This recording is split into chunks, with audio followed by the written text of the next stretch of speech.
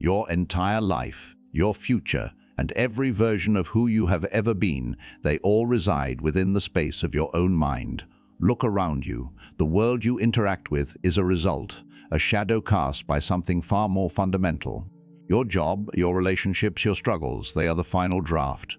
The first draft was a thought. It always is. Every habit that now seems automatic was once a conscious decision. Every limitation you feel was once a theory you believed. And every ounce of strength you possess was once a choice, repeated so often it became your nature. We are talking about an invisible architecture, a blueprint that predates every brick and mortar of your existence. So, what if you could edit that blueprint? What if you could rewrite the source code of your identity before the world even has a chance to read it? That is the journey we are beginning today. You are not merely living your life, you are carrying the entire map of it inside your skull. Every significant moment, every conversation that steered your path, every failure that reshaped your confidence, every small victory that proved your endurance, the mind has preserved it. Time marches on, people drift away, careers transform, the body shows its age. Yet this internal archive remains active, whispering commands through your intuition, your hesitations, your expectations, and the subtle judgments you make before your feet even touch the floor in the morning. Much of what you call your personality is simply memory replayed so often. It has solidified into a role you play without thinking. You didn't wake up one day with a fully formed identity. It was constructed piece by piece, conclusion by conclusion, often during moments when you were exhausted, afraid, desperate, humiliated, proud, or simply too naive to recognize the weight of a thought settling into your foundation.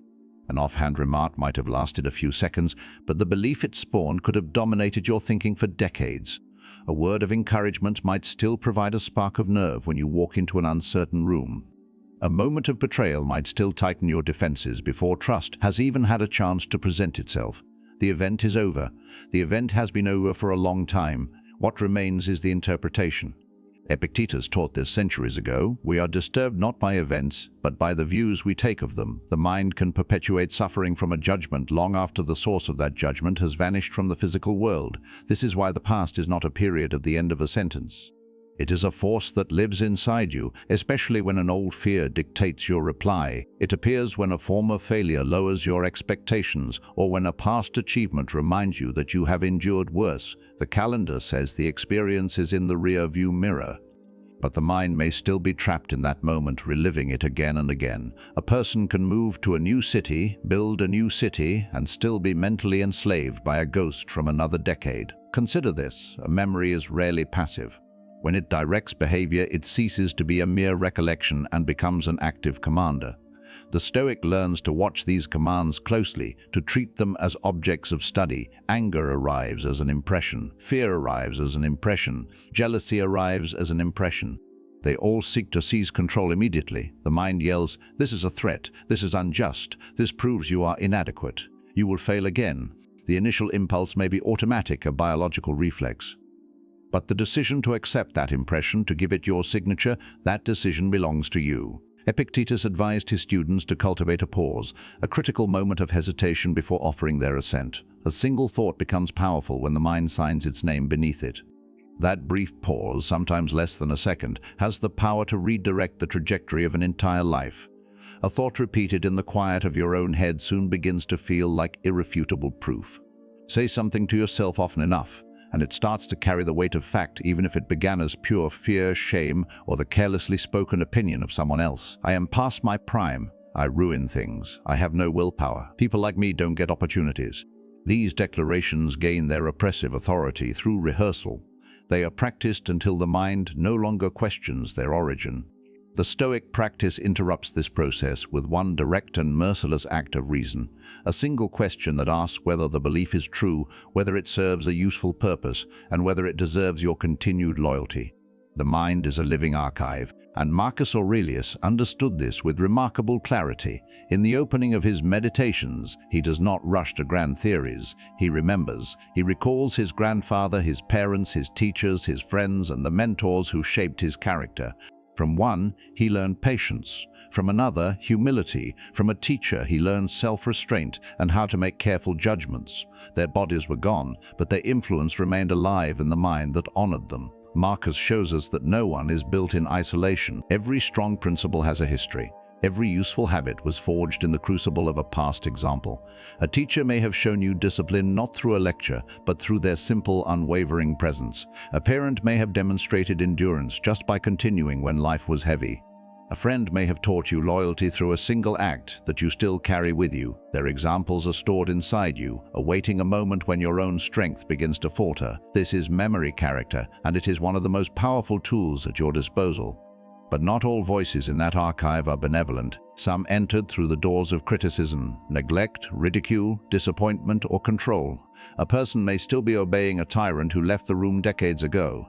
That old voice says, "Don't take a risk, don't speak up, don't expect anything. Stay quiet." The Stoic listens carefully, identifies the source of that command, and asks if that voice still deserves to be captain of the ship. Memory can preserve wisdom, but memory can also preserve chains. Many people live their lives never having examined which voices are actually running their mental infrastructure. They wake up, react, decide, retreat, and repeat, never questioning where the original command originated. A fear that took root at 20 could still be making decisions at 50. A belief created during one bad relationship could be shaping every connection that follows. A failure from a decade ago could still be treated as a prophecy of your entire future. The mind does this work quietly, without ceremony, until the pattern feels like an inescapable fate. Awareness is what breaks the spell, the moment you finally see the thought before you become it. Marcus repeatedly reminded himself to observe the movements of his own mind. He knew that pride rarely announces itself honestly. Anger rarely admits its own weakness. Self-pity often arrives wearing the disguise of justification. These movements begin small, a private complaint, a silent fantasy of revenge, a remembered insult. Left unexamined, they gather force and become your conduct. The mind colors the experience before the experience ever reaches your hands. Marcus wrote that the soul becomes dyed with the color of its thoughts. This image is exact. A thought repeated once might leave a faint trace. A thought repeated every day begins to stain the very lens through which you see the world.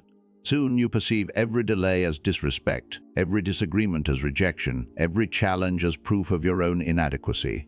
The external world hasn't changed, but the mind has learned to interpret it through a single, narrow color. The Stoic watches the die before it becomes their permanent identity. But this same process is the engine of strength. Confidence is also created through repetition. Courage leaves its evidence behind. Every time you kept a promise to yourself, the mind took note. Every time you stepped into difficulty and held your ground, the mind recorded it. Every time you endured grief, uncertainty, or loss and still kept moving, you added something solid to your inner foundation. The tragedy is that we remember the pain with painful clarity, and we forget the strength it revealed. Look back with a careful eye. You may find that your strongest traits were built during the very periods you wished had never happened. Patience was often forged through years of responsibility. Discernment was carved out by betrayal.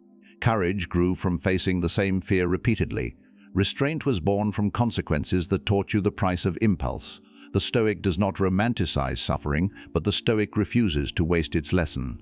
Memory becomes invaluable when it produces wisdom. Memory becomes dangerous when it is allowed to rule without a review. The mind can replay an event until the replay is more vivid than the present moment. It can stoke anger long after the person who caused it has left the scene. It can keep shame active long after everyone else has forgotten. It can take one failure and turn it into a permanent definition of who you are. The Stoic places memory under the authority of reason. The lesson can stay. The harsh sentence attached to it can be released. Epictetus used the metaphor of athletic training for this inner work. An athlete strengthens the body through resistance, and the Stoic strengthens their judgment through the impressions that demand an immediate reaction. An insult becomes a form of resistance. A delay becomes a form of resistance. A memory that rises unexpectedly becomes a resistance. The mind wants to obey the first impulse, but true training begins when you pause and examine it. This is where philosophy becomes real. Every impression arrives asking for your consent. The headline demands outrage. The memory demands sorrow. The insult demands retaliation. The temptation demands action. Fear demands retreat. The Stoic is not hollow or emotionless. The Stoic is selective. The mind learns that feeling something does not require obeying it. A thought may enter unbidden, but it cannot govern your actions without your agreement. This is the discipline that protects your identity from every passing storm. At 35, 45, 55, or beyond, your mind is a vast library of collected material. There are lessons you use daily, lessons you buried, ambitions you postponed, wounds you guarded, and strengths you stopped acknowledging. Some of that material still serves you. Some of it has become stale, distorted, or unnecessarily heavy. Your task is to enter this archive with courage and focused attention. You are looking for the beliefs that built your current life, but you are also looking for the forgotten evidence that another life is still possible. You might discover that your mind has been repeating one narrow narrative for years. The story says that change is for the young, that your best chances are behind you, that your patterns are fixed, that the future will just be a boring rerun of the past. These conclusions become so comfortable that they are mistaken for hard-won wisdom. The Stoic test them against reason, experience, and action. Age carries history, and history carries proof. A mature mind has already survived enough to understand that identity is capable of being revised. Everything you are today has been shaped through what the mind has accepted, remembered, repeated, and practiced. This truth carries a heavy responsibility, but it also carries immense power. The mind can examine its own archive. It can question old verdicts, recover forgotten lessons, and choose which voices deserve to keep speaking. It can turn memory into instruction, pain into insight, courage into proof, and experience into authority. The past is still inside you, but reason decides what the past will become. Before anything shifts in your external world, something must move inside your mind. A future decision begins as a quiet thought, so small that no one else could possibly see it or measure its significance. Your body is in the same room, the circumstances are unchanged. The evidence may still be missing, yet a trajectory has already begun to form. Every deliberate action first existed as an inner command. Every disciplined life first appeared as a vision of what could be built. The future enters the world through the mind before it ever reaches the hands. Think about it. Every invention, building, book, or movement for change was once without physical form. It lived as an image, a question, a private certainty, or an idea that refused to fade. The senses couldn't confirm it because it had not yet been made. The person carrying that idea had to protect it from doubt, long enough to shape it and test it against reality. Imagination gave it a shape, but reason determined if it could be pursued with discipline. This is how the invisible begins moving toward the visible. Your mind contains many possible futures simultaneously. One path leads toward discipline and growth. Another leads toward neglect and decline. Another leads toward courage, and yet another toward years of quiet delay. Each future begins as a pattern of thought that slowly begins to organize your behavior around itself. A person who constantly imagines retreat will begin preparing to retreat. A person who repeatedly considers what responsibility demands will begin to build the strength to carry it. The future is determined by which inner pattern receives your attention, your structure, and your repeated action. What is fed within the mind will eventually demand to be expressed. Mental permission always precedes meaningful change. A person might say they want a stronger life while simultaneously refusing to believe they can become the person required to build it. The desire is there, but the inner command is divided. One part of the mind reaches forward while another part, clinging to an old identity, says this is beyond you. The Stoic examines this internal division carefully. Marcus Aurelius understood this private beginning. His most important struggles took place long before anyone else could witness them. He governed an empire, faced war, illness, political pressure, grief, and endless demands on his time. Yet his private writings reveal someone who still had to prepare his mind just to face the day. He reminded himself that he was rising to perform the work of a human being. Comfort pulled one way, duty pulled another, and the decision had to be made within. This morning reflection is crucial because it reveals how the future is constructed through ordinary, mundane acts of resistance. A person doesn't become disciplined in the grand moment alone. Discipline is forged in the small moments when the mind meets the temptation of the bed, the delay, the excuse, the fatigue, and still issues a clear command. Marcus knew what awaited him beyond his chambers, but the first obstacle was already present in the desire to stay comfortable. He had to remember his purpose before comfort could take charge. The day ahead depended entirely on the decision made in that private space. Think about tomorrow. It is often shaped by commands that seem almost too insignificant to matter. Wake up when you said you would. Start the work before you feel ready. Speak with restraint before anger can choose your words. Prepare before the pressure arrives. Put the distraction out of reach. These actions appear ordinary, but they are the building blocks of your future life. Your mind designs the standard. and your day reveals whether that standard has actual force. This is the power of the Stoic practice of premeditatio malorum. You look ahead and consider what could go wrong, what resistance might arise, and what response will be required. The purpose is preparation. A difficult conversation can be rehearsed before emotion takes over. A temptation can be examined before it arrives with its full force. A setback can be considered before surprise and panic can take control. Mental preparation reduces the distance between your principles and the pressure you face. When the challenge appears, your mind has already surveyed the territory. It has already considered the insult, the delay, the loss, the temptation, the rejection, the uncertainty. The Stoic has already asked the essential question, what remains within my control here? The answer has been formed long before confusion clouds your judgment. Courage can be rehearsed, restraint can be rehearsed, composure can be rehearsed. Your mind becomes ready because it has already practiced carrying the weight. This doesn't mean that thought alone creates reality. A person can imagine success for years and still remain stuck in the same place. A goal that is merely admired from a distance becomes a form of entertainment, a distraction. The mind must organize your conduct around the idea. It must create a schedule, accept sacrifice, remove distractions, and repeat the necessary work long after the initial enthusiasm has faded. Potential remains stuck until discipline gives it motion. Epictetus taught that freedom begins with the mastery of the self. His words, "No person is free who is not master of themselves," point directly to the inner authority required to build any future that is worth having. A person ruled by impulse cannot protect a long-term goal. A person ruled by comfort will repeatedly trade tomorrow for a moment of relief today. A person ruled by approval will abandon the path as soon as others fail to understand it. Your mind must learn to command itself before it can carry a demanding vision into reality. The modern mind is constantly under assault by other people's intentions. Advertisements tell you what to desire.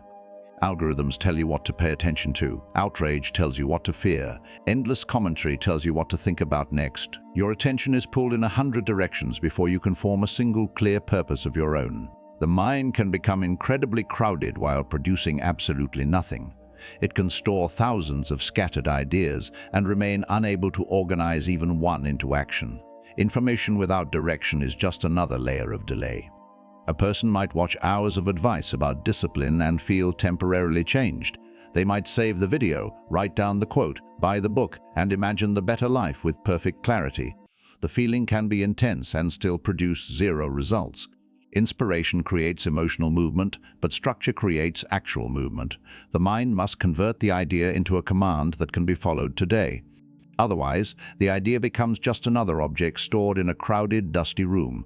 There are unfinished ideas living inside most people.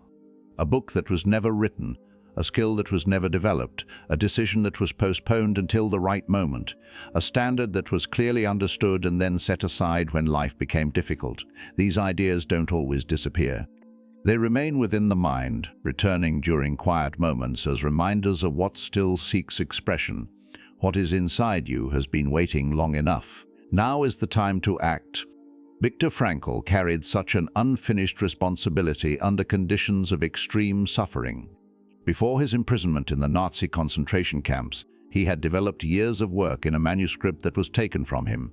The physical pages were gone, but the ideas remained alive within his memory. He mentally preserved parts of the work and later reconstructed its central meaning. His preservation of purpose reveals how deeply an idea can remain within a person when almost every external support has been removed. The manuscript existed first as paper. Then it survived as memory, as meaning, as an unfinished duty. The world could take the object, but the mind continued to carry the work. This is one of the strongest examples of an inner possibility remaining alive through devastating circumstances. An idea honestly understood becomes more than a passing thought. It can become the very reason for your existence. It waits inside, demanding a future form. Every building offers a simpler image of the same principle. Before there is steel, stone, glass, weight, or height, there is thought. The architect sees a structure the empty ground cannot yet reveal. Measurements are made, risks are considered, materials are chosen. The invisible design becomes more and more exact. The building doesn't rise through imagination alone. The design must pass into labor, coordination, correction, and repeated physical effort. Human character is built through the same movement. The mind first forms an image of patience, courage, restraint, strength, and steadiness. It then asks what these qualities require during an ordinary day. Patience might demand silence during a provocation. Courage might require you to make one difficult phone call. Restraint might mean walking away from an urge you've obeyed for years. The future self begins taking shape when inner standards become visible behavior. Confidence often arrives after this process has already begun. Many people wait to feel certain before they act, but certainty rarely appears without evidence. The mind gains confidence by watching you keep promises, endure discomfort, finish difficult work, and return after failure. Each completed action becomes a piece of evidence.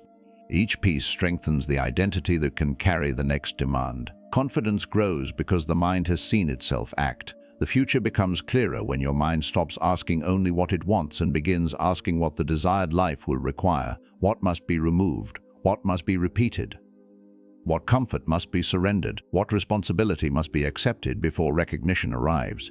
These questions give the future both weight and direction. They turn a distant vision into a practical standard that can guide you in the present moment. Seneca wrote, "It is while fortune is kind that it should be fortified against her violence. The lesson is direct. Prepare while your mind is calm, while choices are still available, and before pressure closes in around you. Build discipline before a crisis demands it. Practice restraint before temptation grows strong. Strengthen your judgment before fear begins speaking loudly. Your future is protected by decisions made while you still have the time to make them well. Everything you may become begins as something your mind is willing to hold, examine and serve through disciplined action. The idea appears first, then reason gives it shape, preparation gives it stability, repetition gives it force. Your mind carries the design long before the world sees the result. Every future achievement is waiting in that invisible space where thought becomes standard, and standard becomes command. What begins inside remains only possibility until you give it time, labor, and form. The future is already present as an inner direction, quietly organizing your next decision. Your mind may hold a complete vision of what your life could become, but the world cannot see that vision until your behavior gives it shape. Wisdom can remain silent for years. Courage can remain unused. Discipline can remain an admired idea, just sitting there, waiting inside a person who keeps postponing the first real demand. Potential feels powerful because it hints at what could happen. Yet potential carries no actual weight until it enters your hands, your schedule, your voice, and the choices you make under pressure. Everything begins within, but everything meaningful must eventually move outward. An idea becomes real only when it changes what you do. You might understand patience perfectly and still speak too quickly when your anger is aroused. You might know the value of discipline and still negotiate with every promise you make to yourself. You might believe in courage and still spend years arranging your life around avoidance. The distance between knowledge and conduct is where potential remains trapped. The Stoic works to close that distance through repetition, correction, and deliberate action. Your mind is always giving instructions, even when you are unaware of them. Stay in bed. Avoid that conversation. Check the phone again. Begin tomorrow. Take the easier path because no one will know. Each time your body follows these instructions, your mind learns what kind of authority it possesses. This same process can be used to strengthen self-command. Rise when you said you would, and the mind records obedience to principle. Complete the task you wanted to avoid, and the mind records evidence of endurance. Speak carefully during a conflict, and the mind sees that emotion does not control your tongue. Keep one private promise, and something inside you becomes more stable, more settled. Self-trust is built when your thoughts and your actions finally begin speaking the same language. Marcus Aurelius understood that knowing a principle once could never guarantee that he would live it consistently. His private writings return to the same subjects again and again: patience, duty, humility, mortality, restraint, purpose, and the proper use of judgment. He wasn't searching for endless new ideas. He was renewing the truths that pressure, fatigue, anger, and responsibility could push out of immediate view. The emperor, who had studied philosophy for years, still needed to remind himself how to rise, how to act, and how to meet other people without surrendering his character. This repetition reveals how seriously he treated the work of governing his own mind. Meditations is full of reminders because the human mind forgets what it knows when emotion becomes loud. A principle might seem obvious in solitude and become incredibly difficult during an insult, a temptation, a moment of grief, or a wave of exhaustion. The person who calmly believes in patience can lose it when a delay threatens the schedule. The person who values justice can become selective when personal pride is on the line. The person who talks about discipline can abandon it once the word becomes repetitive and invisible. Marcus wrote to restore the command before the weaker impulse could gain control. This is why Marcus Aurelius urged himself to waste no more time arguing about what a good person should be and simply be one. That sentence cuts through the comfort of endless discussion. A person can spend years describing virtue, studying virtue, admiring virtue, and correcting everyone else's understanding of virtue. Their mind receives the concepts, but their character remains unchanged. Marcus directs the principle toward conduct because action is where philosophy receives a body. The good must become visible in the way a person works, speaks, endures, chooses, and responds. Consuming wisdom can create the feeling of progress. A person listens to lectures, highlights books, saves quotations, collects advice, and becomes skilled at recognizing ideas that sound true. The mind grows crowded with principles that never reach the day. There is always another explanation available, another method to investigate, another voice promising the missing insight. Many people already know enough to begin. The issue is whether the knowledge they possess has enough authority to change the next decision. Your mind should issue fewer empty commands. Every time you declare that you will begin and then quietly withdraw, your inner authority weakens. Every time you set a standard and abandon it at the first inconvenience, your mind learns that your decisions are temporary. Your words might still sound serious, but your body no longer believes them. This division creates a deep unease, because one part of you knows what should be done, while another part has learned that escape will always be available. Peace begins to return when a decision once again carries a real consequence. The first action can be small. Write one page, walk for 15 minutes, make that call you've delayed. Remove one distraction before it consumes another evening. Keep your voice controlled during one difficult exchange. A small act completed with integrity gives the mind more useful evidence than a grand promise that is repeatedly broken. Proof changes identity. When your mind watches you continue through boredom, it begins to accept that you are capable of consistency. When it watches you face a feared task, it updates the story it has been telling about courage. When it watches you refuse an old impulse, it learns that a desire can be felt without being obeyed. Your identity is strengthened through what you repeatedly do when no audience is present. The inner statement, "I am disciplined," gains credibility only when your conduct consistently supports it. Epictetus compared philosophy to athletic training because strength appears through resistance. The athlete doesn't grow by discussing the weight. The body must meet the weight, strain against it, recover, and return. The mind develops through a similar process. When life presents impatience, insult, delay, rejection, temptation, and uncertainty, every difficult encounter places resistance against your judgment and self-control. The ordinary day becomes the training ground where your inner principles are forced to actually work. An impatient person crosses your path, and the training begins. A message arrives with a tone you dislike, and the training begins. Traffic slows, plans change, recognition fails to appear, and the training begins again. You don't need a dramatic crisis to discover the condition of your mind. The smallest inconvenience can reveal how quickly your judgment loses command. Epictetus asks the Stoic to treat these encounters as exercises through which composure becomes stronger. Life provides more repetitions than any formal school could ever offer. Every urge to complain becomes a chance to govern your speech. Every moment of envy becomes a chance to examine desire. Every delay becomes a chance to practice patience without demanding that reality move faster. Every criticism becomes a chance to separate useful truth from injured pride. Philosophy enters reality through these unimpressive moments, and your character is being quietly formed. But one tower, at Epictetus advised, first say to yourself what you would be, and then do what you have to do. The order matters because the mind must establish a direction before action can become consistent. Decide what kind of person should enter the room, face the pressure, carry the responsibility, and endure the uncertainty. Then identify the conduct that such a person would require from themselves. The identity becomes a standard, and the standard becomes a series of duties. Each duty completed brings the inner image closer to physical reality. This process asks the mind to endure delayed reward. The work may continue without any praise.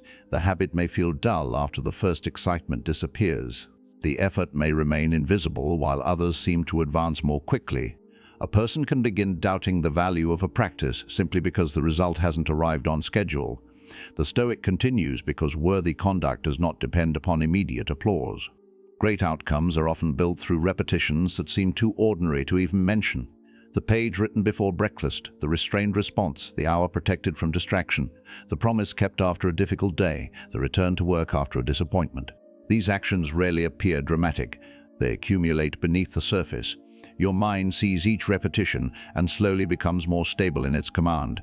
Character is formed before the result becomes visible. The future enters reality through days that may appear almost identical from the outside. Socrates revealed the full force of this alignment when he stood before the Athenian jury. He had spent his life examining virtue, questioning false certainty, and urging people to care for the condition of their character. During his trial, those principles carried a real and immediate cost. He could have reshaped his words to please the court, abandoned his mission, or treated survival as his highest value. His response showed that the philosophy within his mind had already become inseparable from the person he chose to be. The trial exposed a decision that had been formed through years of disciplined conduct. Socrates didn't invent his principles when danger entered the room. He arrived carrying them. Every earlier conversation, every examination of virtue, and every refusal to trade truth for approval had strengthened the posture he displayed before the jury. The final test revealed the accumulated force of previous choices. Character acted because character had been trained. The mind had settled the question long before the sentence was delivered. Pressure reveals whether a principle has reached the level of conduct. It's easy to value honesty when honesty costs you nothing. Patience feels reasonable while everyone is cooperating. Courage sounds admirable while danger remains theoretical. Restraint appears simple until desire is close enough to touch. A principle only becomes part of you when it remains active during inconvenience, uncertainty, and personal cost. Remember the principle, train the principle, live the principle. These movements turn philosophy into character because your mind repeatedly sends what it knows into the world of action. Memory restores the standard, practice strengthens the response, conduct reveals what has truly taken root. You become less divided because thought, speech, and behavior begin moving in one direction. Inner order produces a quiet force that can be felt without explanation. Everything you have learned still lives within you. Every lesson waits for a moment of use. Every remembered act of courage can support another courageous decision. Every idea can become a plan. Every plan can become a repeated action, and every repeated action can become your character. Your mind carries the instruction, while discipline gives the instruction physical form. What you do today returns to your mind as new evidence of who you are becoming. The inner world and the outer life continue shaping each other through every deliberate choice you make.